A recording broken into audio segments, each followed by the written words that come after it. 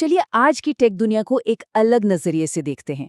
सोचिए, भविष्य का निर्माण एक बहुत बड़ी, बहुत तेज रफ्तार वाली कंस्ट्रक्शन साइट पर हो रहा है। हर रोज नए नए ब्लूप्रिंट्स बन रहे हैं, अरबों डॉलर की मशीनरी आ रही है और हाँ, कुछ प्रोजेक्ट्स को सेफ्टी कारणों से रोका भी जा रहा है। आज हम इसी साइट का एक टूर करने वाले हैं, ये देखने के लिए कि एआई की दुनिया में आखिर चल क्या रहा है। तो आज की हमारे इस दौरे का एजेंडा कुछ ऐसा है। हम सबसे पहले सेफ्टी इंस्पेक्शन से शुरू करेंगे, फिर देखेंगे कि इस पूरे कंस्ट्रक्शन के लिए पैसा कहाँ से आ रहा है, इसकी नींव कैसे रखी जा रही है और आखिर में हमारे और आपके हाथ में कौन से नए टूल्स आ रहे हैं। तो चलिए टूर के पहले हिस्से में चलते हैं। देखिए, हर बड़ी कंस्ट्रक्शन साइट पर सेफ्टी इंस्पेक्टर्स होते हैं, है ना? और एआई की दुनिया में भी अब कुछ ऐसा ही हो रहा है। जब इनोवेशन की रफ्तार बहुत ज़्यादा तेज हो जाती है तो रेगुलेटर्स को मैदान में उतरना ही पड़ता है। सवाल यही उठता है कि एआई बनाने की इस दौड़ में कितनी तेजी बहुत ज़्यादा तेज है। और यही सवाल आज एलन मस्क के एआई बॉट ग्रॉक को लेकर जो विवाद चल रहा है उसके बिल्कुल सेंटर में है। जब इनोवेशन की रफ्तार हद से ज़्यादा बढ़ जाती है तो जिम्मेदारी की लाइन थोड़ी धुंधली होने लगती है। चलिए देखते हैं कि ग्रॉक के मामले में ये कैसे हो रहा है। ग्रॉक पर जो एक्शन हो रहा है वो सिर्फ एक जगह नहीं बल्कि दुनिया भर में हो रहा है। इंडोनेशिया ने एआई से बनी कुछ गलत तस्वीरों को लेकर इसे अस्थायी रूप से ब्लॉक कर दिया है। खुद एक्स यानी पुराना ट्विटर, उसने भी इसके इमेज बनाने वाले फीचर को सिर्फ पेड सब्सक्राइबर्स के लिए लिमिट कर दिया है। और तो और अमेरिका में सेनेटर्स एप्पल और गूगल पर दबाव बना रहे हैं कि इसे ऐप स्टोर से ही हटा दिया जाए।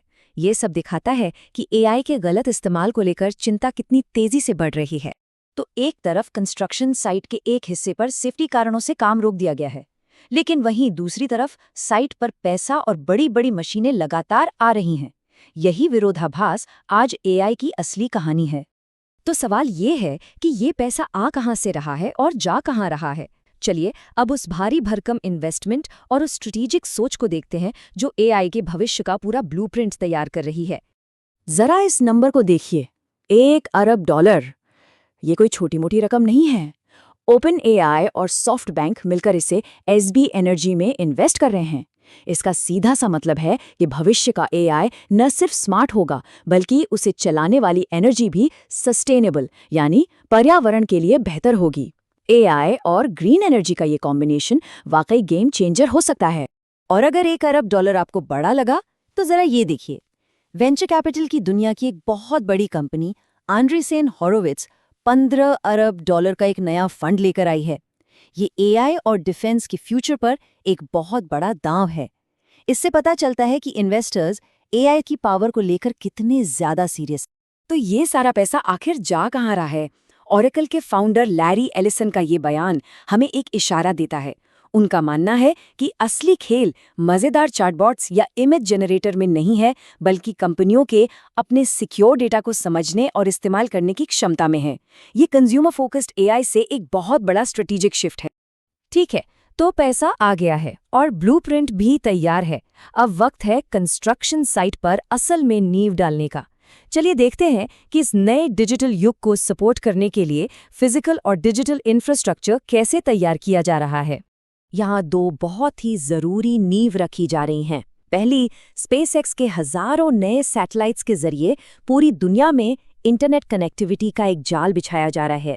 और दूसरी, डीप सीक जैसी कंपनियां डेवलपर्स के लिए खास तौर पर कोडिंग के लिए एआई मॉडल्स बना रही हैं। मतलब एक तरफ है ग्लोबल पहुंच और दूसरी तरफ है कुछ नया बनाने की ताकत। तो ठीक है, ग्लोबल इंटरनेट और पावरफुल कोडिंग टूल्स तो बन रहे हैं, लेकिन हम और आप इस नई दुनिया से इंटरैक्ट कैसे करेंगे? जवाब है उन गैजेट्स से जो हमारे हाथों में होंगे। चलिए देखते हैं कि हमारे टूल किट में कौन कौन से नए उपकरण शामिल हो रहे हैं। हार्डवेयर मार्केट में तो जैसे होड़ सी लगी हुई है। सैमसंग अपने अगले फ्लैगशिप S26 अल्ट्रा के साथ तैयार है। वहीं OnePlus और ओप्पो भारत में नए और पावरफुल चिपसेट वाले फोन लॉन्च कर रहे हैं।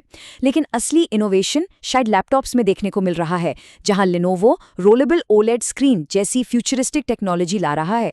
ये दिखाता है कि कंपनियां अब सिर्फ स्पीड नहीं बल्कि डिजाइन और डिस्प्ले पर भी कुछ बिल्कुल नया करने की कोशिश कर रही हैं। नए नए हार्डवेयर टूल्स तो आ ही रहे हैं, लेकिन उन पुराने और भरोसेमंद टूल्स का क्या, जिन्हें हम हर रोज इस्तेमाल करते हैं? हमारे इस टूर के आखिरी हिस्से में हम यही देखेंगे कि कैसे हमारे रोजमर्रा के सॉफ्टवेयर ऐप्स को एआई की मदद से और भी स्मार्ट बनाया जा रहा है। गूगल यहाँ 2 बड़े अपग्रेड्स ला रहा है। जीमेल में एआई पावर्ड ओवरव्यूज लंबे लंबे ईमेल्स को संक्षिप्त में बताएंगे और हेल्प मी राइट टूल लिखने में हमारी मदद करेगा।